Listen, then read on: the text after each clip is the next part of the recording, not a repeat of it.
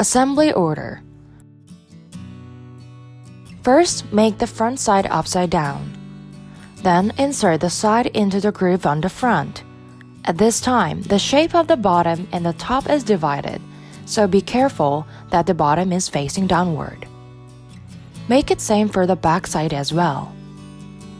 After confirming the position of A and B written on the side of the body, fix the 4 front parts of plastic parts by inserting them from the top to the bottom according to the position of A and B.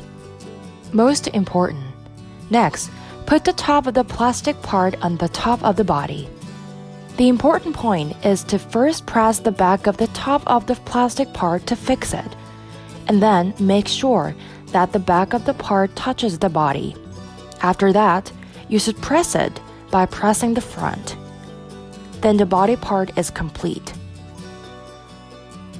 When fitting the body and floor, put them on from the front. And if you put another body part assembled on top as follows, monofloor, bee box, and honey super are created. Finally, lift the lid to complete the MybeeH beehive. Insert the U-shaped fixing pin so that the bottom and body are fixed. Insert the U-shaped fixing pin so that the lid does not blow away by the wind.